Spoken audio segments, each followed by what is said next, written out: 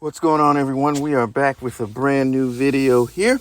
And without any further ado, let's go ahead and get right into today's topic. And first off, let me send a shout out to the Man Down Sports podcast, because that was the first place I heard this particular soundbite. And it comes from Rick Bucher.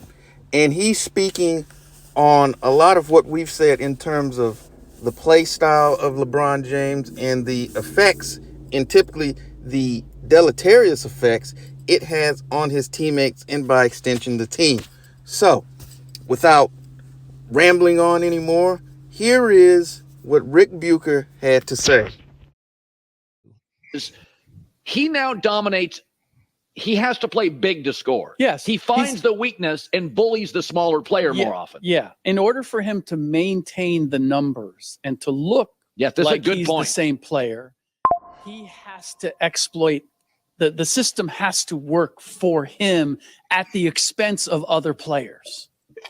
If that makes sense. Yes, it does. Because if you look at the big games that Austin Reeves and D'Lo and any number of players, Anthony Davis, like all of those guys, Rui Hachimura, like had some really nice games when LeBron didn't play.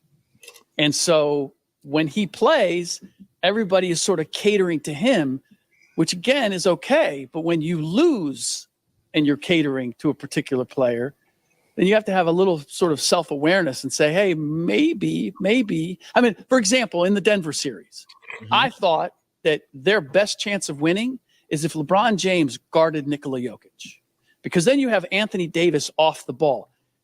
LeBron can't guard Aaron Gordon. He's not athletic enough anymore, right? Or Michael Porter Jr. Or he's not going to chase around Jamal Murray. And he's not going to chase around Jamal Murray. Interesting. So, and you see with Naz Reid against Nikola Jokic that if you have somebody who's 6'8", 6'9", and really strong and gets under him, that makes him uncomfortable, particularly if you have a shot blocker, Karl Anthony Towns or Rudy Gobert, lurking. That makes things difficult. So there were the comments of Rick Bucher, just like I alluded to in the earlier portion of the video. He's saying what a lot of us who've watched basketball, who've watched LeBron James, have been saying for many, many years, that the LeBron James system, the LeSystem, if you will, it's only good for one person, and that is LeBron James. And before I even get any further, I know some people will say, well, he went to 8 straight finals playing that system, and he won 4 championships playing that system. And at a superficial level, you are correct.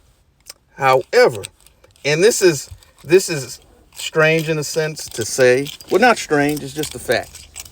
Yes, he had a lot of success. We don't need to get into that the Eastern Conference at that time was the JV League of the NBA, and we can go and parse and get into the weeds of what happened in some of those particular NBA championship series and why they turned out what they did. But what cannot be debated is, even with all that, he probably would have been more successful had he actually allowed himself and his talents to be implemented into a system. And here's the thing, and I've said this on other shows, is that when you run a system or you have a particular offensive philosophy, it's not for your superstar players, or not even your better players, your really good to great player. Because, and Charles Barkley has said it many times, and he's absolutely right. If you're a really good player, if you're a great player, you can get your shot off. You can get a shot anytime you want. Running plays and running the system is do two things: get your best players easier shots, and get your other players shots, and integrate their talents into the game as well. So they're just not spectators along with the people in the crowd watching your best players operate. Okay, and that's the thing about the LeBron James system. It takes everyone else's talent and minimizes them in order to lift him up. Okay, and this is one of the reasons people will say, well, look at what happens when he comes out of the game. Glad you said that, because here's the thing, and it alludes back to what I just said. When you run a system, when you run a triangle or whatever it is, okay, it's not for Michael or Scotty per se. It can help them get easier shots and be more efficient, but it's to help the Luke Longleys, the Steve Kerrs, the Judd Bushlers, those guys who may not be able to go and get it, but because we run these plays, boom, you can do this. All right, we're going to throw it into you. We're going to run off this. This is going to get you open. Not only that, but it keeps them integrated into the game because they know when we run this, I need to go to this spot. I have to go here. I'm going to catch it here. When this happens, I do this, that, and the third. And by keeping your guys implemented in the game, it helps to keep them in somewhat of a rhythm because at least they're touching the ball. They're not just standing around. It also forces the defense to be more actively engaged and not just laser focus on the guy standing at the top of the key, dribbling the Spalding off the ball. And so that's one of the reasons.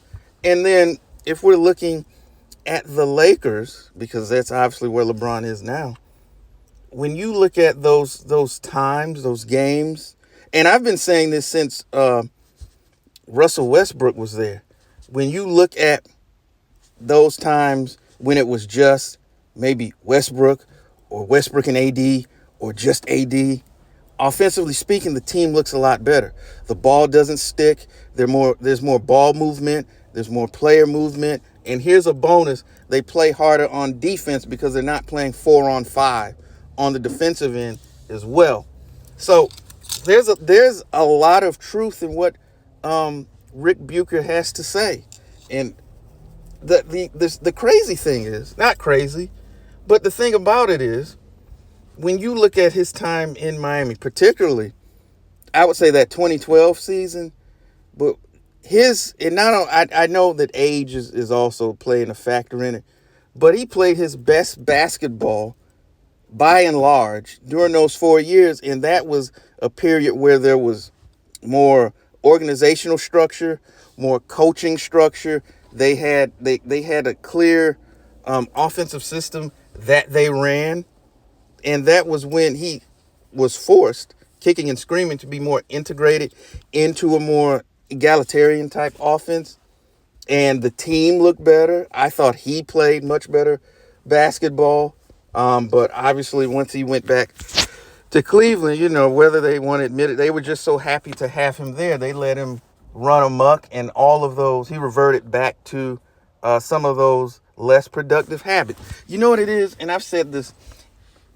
LeBron is like, for those of you old enough to seen the OG Independence Day, and when the president, Bill Pullman, talks about the aliens, when he's like, they're locusts. They go from planet to planet. After they drain every natural resource, they move on to the next one. And we're next. And that's what he is, in a sense. He goes from franchise to franchise. He drains them of all of their salary cap, their young assets, their draft capital, all of that. And then when they're all gone, he moves on to the next franchise. And the Lakers are just up next on the list. But Rick Bucher is actually correct. That's the reason why you see any great player who goes to play with him, which you don't see anymore, their numbers, their style, their productivity, it always goes down. Always goes down. I mean, look at Kevin Love and what happened to him. Look at Chris Bosh. Heck, you could even say Dwayne Wade. So, yeah, Rick Bucher is 110% right. And it's interesting that more and more you're starting to see these things come out now with what a lot of us who are watchers of the game, keepers of the history, debunkers of narratives have often said. But with that being said, what do you think about what one Richard Bucher had to say about LeBron James and how he plays and his impact on the team? But let us know in the comment section, and let's have a conversation about it. With that being said, I'm going to end this video. Thank you for spending a few moments with us. And as always, tell the ones that you love them. Peace.